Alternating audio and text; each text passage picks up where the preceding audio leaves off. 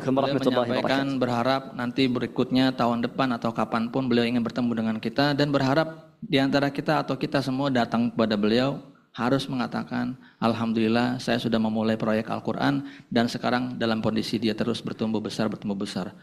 Itu yang beliau harapkan. أعوذ بالله السميع العليم من الشيطان الرجيم بسم الله الرحمن الرحيم الحمد لله وصلى الله وسلم على نبينا محمد وعلى آله وصحبه أجمعين أما بعد أيها الإخوة الأحباب الكرام الأفاضل حياكم الله وبياكم وجعل الجنة مثواكم وأقول يا أهل القرآن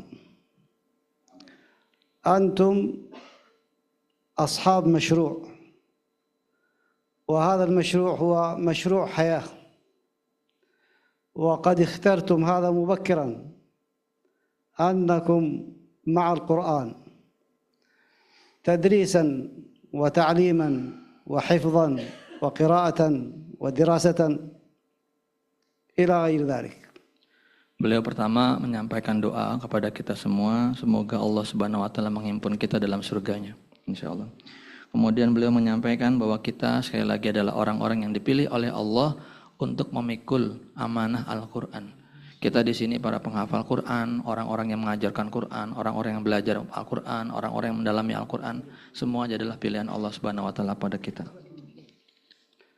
Aqulu lakum qissatan سمعتها من امرأة أثيوبية كانت مضيفة في الطيران وهي غير مسلمة وتعيش في بقعة فيها مسلمون كثر، واستمرت على هذا حالا وتأخذ وهي تمشي في الطيارة وتأخذ حجاجا ومعتمرين وتستضيفهم وتضيفهم في الطيران ذهابا وإيابا. هي تقول عن نفسها لا أحد منهم أخبرها عن الإسلام. Beliau ingin menyampaikan kisah juga. Ini seorang pramugari atau orang yang bertugas di pesawat, yang di situ pesawat itu banyak sekali orang umroh pulang pergi, tapi tidak ada satupun di antara ini orang Muslim perempuan ini, tapi tidak satupun dari pejamaah umroh yang pulang pergi itu menyampaikan kepadanya tentang Islam. فأراد الله سبحانه وتعالى هدايتها فاهتدت وأسلمت، لكن ليس على يد المسلمين. أراد الله لها ذلك فآمنت وأسلمت، لكنها قالت المسلمون لديهم هذا القرآن وهذا الكنز الثمين، لكنهم لا يبلغونه ولا يدعون أحد ولا يدعون إلى هداية أحد إلى هذا القرآن. يعني كم حجم الخطأ والغفلة الذي تمكنت في المسلمين. Beliau kemudian mendapat hidayah dari Allah dan masuk Islam, tetapi masuk Islamnya bukan karena orang yang mengajak pada dia, tapi dia mengatakan umat Islam ini punya energi besar, punya sumber yang sangat luar biasa yaitu Al-Quran, tetapi kenapa tidak banyak orang mengajak kenapa mereka tidak banyak mengajak orang untuk mengenal Al-Quran secara lebih jauh. Mereka kebanyakan lalai, mereka banyak yang lupa atau abai terhadap misi besar yang sesungguhnya ada di dalam Al-Quranul Karim.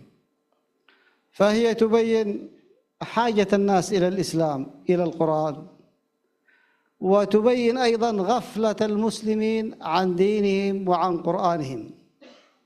هذه القصة الأولى وهي لنا جميعا، نحن المقصودون منها. الناس الغافلين كثير، غير المسلمين كثير، يحتاجون إلى من يجرهم وإلى من يسحبهم وإلى من يدلهم على الطريق. فمن لهم إذا لم يكن أنتم يا أهل القرآن، فمن يكن لهؤلاء؟ Beliau kemudian menyampaikan lagi, memang umat Islam itu banyak yang lalai dan abai, dan beliau menegaskan sebenarnya kalau kita lihat pernyataan itu, objeknya adalah kita. Kita ini orang yang sudah Allah berikan kemampuan untuk menguasai menghafal Al-Quran, tapi kita ternyata abai dan lupa begitu banyak orang yang perlu sentuhan, perlu diajak, perlu diperkenalkan, tapi kita lupa. Jadi objek yang dari perkataan pramugari ataupun orang yang bekerja di pesawat itu sebenarnya kita. Kita sudah mendapatkan keistimewaan, tapi kita masih belum banyak berbuat kepada orang banyak. Al-Quran kharitatu hayah. Al-Quran خارطة حياة سلم نفسك للقرآن والقرآن هو سيصلح حالك ويصلح أولادك ويصلح شأنك سلم نفسك للقرآن فقط وهو سيصلحك هذا الكلام لم أقله أنا ولم يقله مسلم أتعلمون من الذي قاله؟ قاله رئيس الوزراء اللبناني وهو مسيحي في مقابلة علنية متلفزة وممكن ترجعوا إليها وهو يقول هكذا قالوا يقولون أنك أسلمت هو موجود لا زال رئيس وزير الإعلام اللبناني لديه برنامج قرداحي نعم قرداحي نعم المهم هذا وزير الإعلام هذا قالها بنفسه وأنا سمعته بإذني سمعته وهو يقول هذا الكلام قالوا يقال عنك أنك مسلم هل أنت مسلم؟ قال أنا عشت مع المسلمين قالوا يقال أنك تقرأ القرآن قال نعم أنا أقرأ القرآن بليغ القرآن فيه بلاغة يتمتع ببلاغة القرآن وإعجاز القرآن وهو نصراني فهمتم هذا؟ هذا الذي يقول هذا ليس بمسلم هو نصراني لكن كلامه هذا أحسن من كلام من؟ المسلمين وهي شهادة حق وإن كانت من كافر. Al-Quran adalah peta kehidupan. Jadi kalau kita ingin menyerahkan hidup kita pada Al-Quran, pasti Al-Quran akan mengarahkan kita pada kondisi yang sangat baik. Al-Quran akan memperbaiki dirimu, Al-Quran akan memperbaiki keluargamu, Al-Quran akan memperbaiki kerja-kerjamu, dan semuanya akan diperbaiki oleh Al-Quran. Tahukah kita siapa yang mengatakan ini adalah seorang Nasrani, seorang pejabat kementerian di Libanon.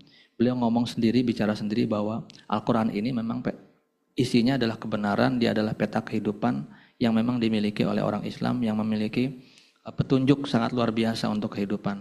Ketika ditanya Anda orang Muslim bukan? Anda baca Quran? Iya. Jadi secara keilmuan beliau menikmati tentang ijaz dan ilmu-ilmu Al-Quran, tetapi saya adalah Nasrani. أكرر مرة أخرى هو وزير الإعلام اللبناني سابقا لا أدري حاليا أو سابقا المهم أنه لديه برنامج مشهور به جدا على قنوات التلفزة وهو الذي قال هذا الكلام وأنا سمعته بنفسي هذا الشخصية الكبيرة والمشهورة وهي شهادة حق كما قلت لكم. Beliau menegaskan lagi yang menyatakan ini adalah Menteri Informasi di Libanon. Beliau kurang hafal namanya, tetapi beliau mendengar langsung perkataan ini saat di televisi karena Menteri ini punya acara khusus di televisi yang terus-menerus dan beliau dengar mengatakan seperti tadi. Al-Quran huwa ya'rifu tariqahu ila al-qulub wa huwa hujjah bi dhatihi li'annahu kalamullah azza wa jalla. وسأذكر لكم قصة تدل على ذلك. أحد القساوسة المصريين الأقباط كان مشهورا بعدائه للمسلمين وكرهه للقرآن العظيم فأراد النصارى وأرادت الكنيسة أن تستغل هذا الكره الذي فيه فقالت تريد منه أن يرد على القرآن من القرآن نفسه أن يرد على القرآن من القرآن نفسه فاعتكف على قراءة القرآن حتى يرد على القرآن من القرآن يرد على القرآن من القرآن. وهنا جاءت المفاجأة. أول ما فتح السورة الثانية ألا وهي سورة البقرة، فقرأ أول الآيات ألف لام ميم ذلك الكتاب لا ريب فيه. وهنا توقف، قال خلاص انتهى الأمر. ذلك الكتاب لا ريب فيه يعني لا شك فيه. إذن انتهت المهمة إلى هنا.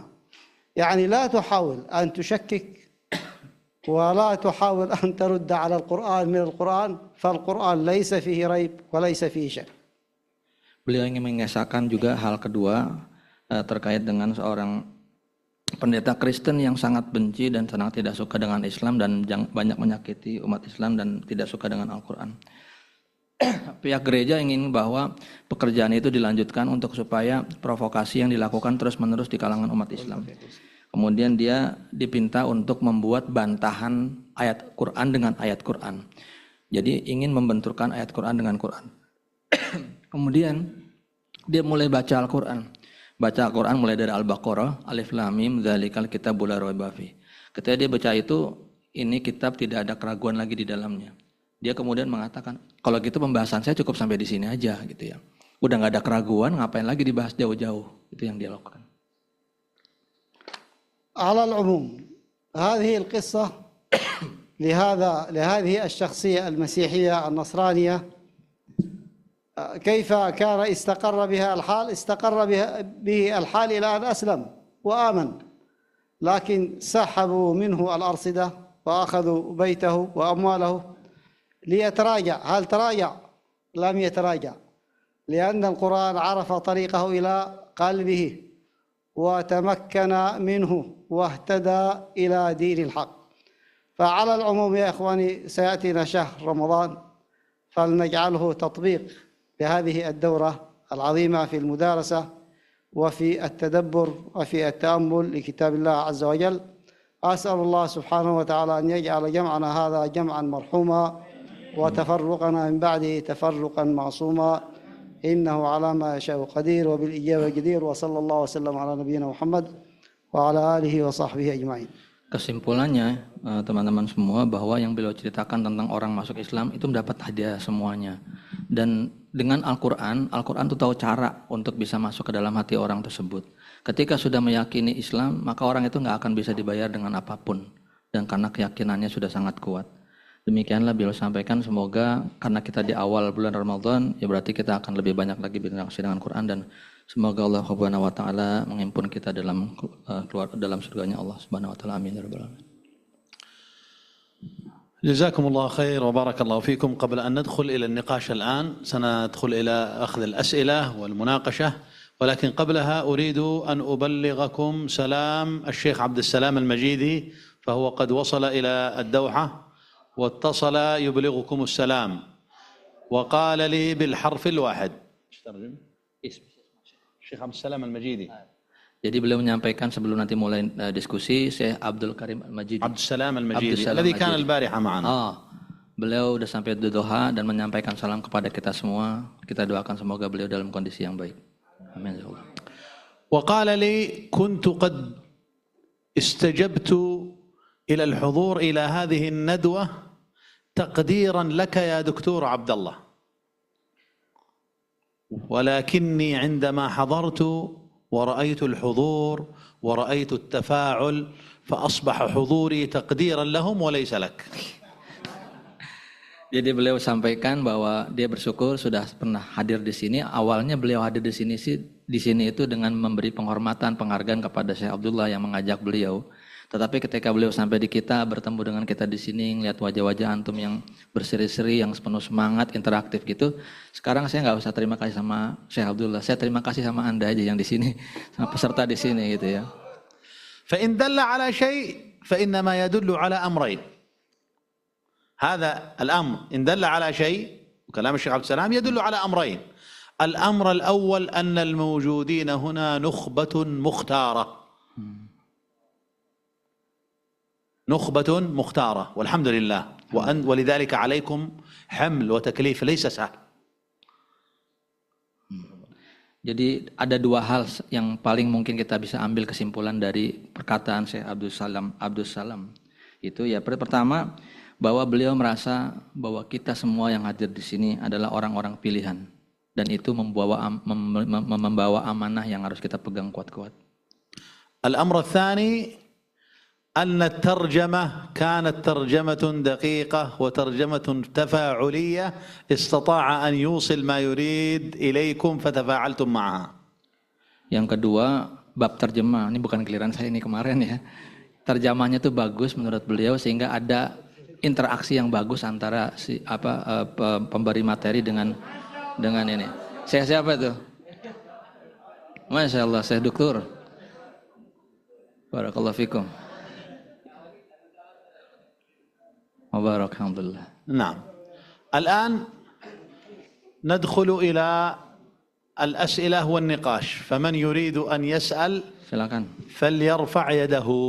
Mulai diskusi. Kalau ingin ada yang didiskusikan.